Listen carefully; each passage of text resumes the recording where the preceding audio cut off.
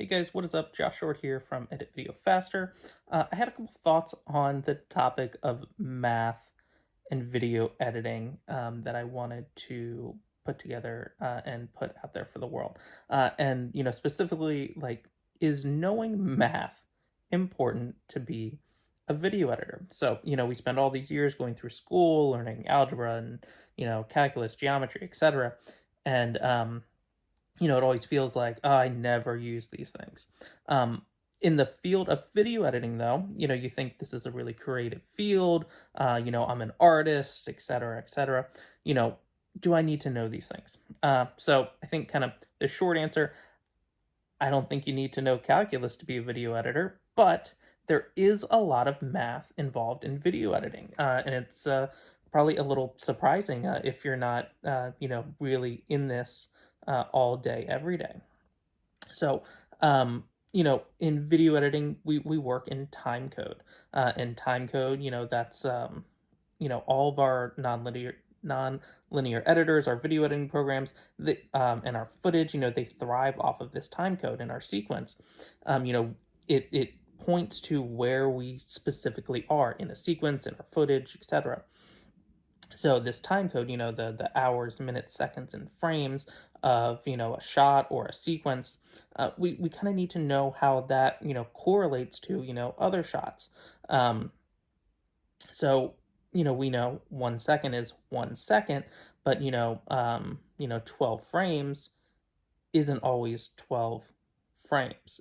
Um, so it really depends on, your frames per second of your sequence, of your footage. So if you're working in 24 frames per second, then 12 frames is half a second. If you're working in 30 frames per second, then 12 frames is less than half a second.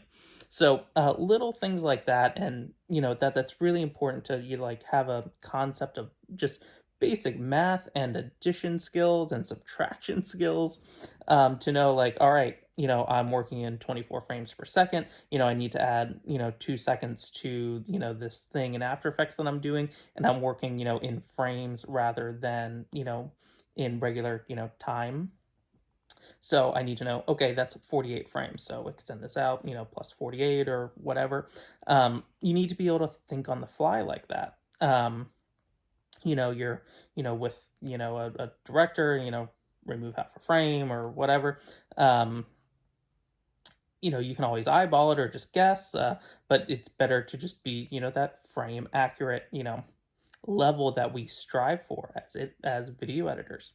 And it's not just time code. Time code is super important. Actually, a few years ago, I wrote what I think is a very good explanation on why time code is still important today. I'll link that article down below.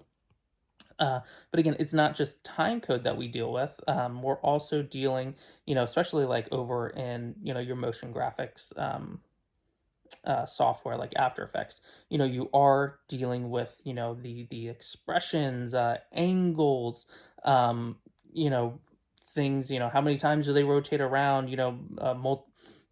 All these different little math factors that we got to keep in mind.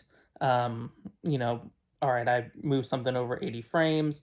I need to move something else over half of that distance. 40 frames. A lot of this, some people like me, we definitely take for granted, just because that kind of math we just do all the time.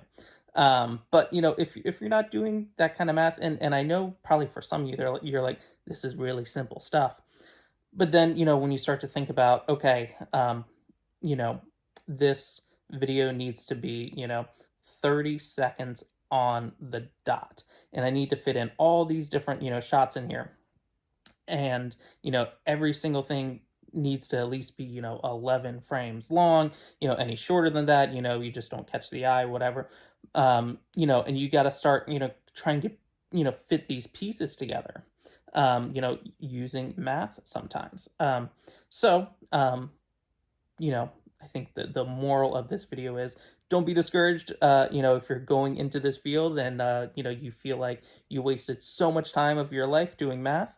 No, you probably don't need to use sine, cosine, and tangent a whole bunch, and all these other math terms that have gone out of my 35-year-old brain at this point. But there is still quite a bit of math that you can use as a video editor. So that's it. I'd love to hear your thoughts on this kind of off the wall topic. But yeah, how do you use math as an editor? Let me know in the comments, and I look forward to seeing those thoughts. If you like this video, please give it a thumbs up, so I know to create more videos like this one in the future. And if you want to see more videos like this one and the other tutorials and other content here on Edit Video Faster, hit that big red subscribe button. So that's it. Go drink some water, and I'll see you around in the next video.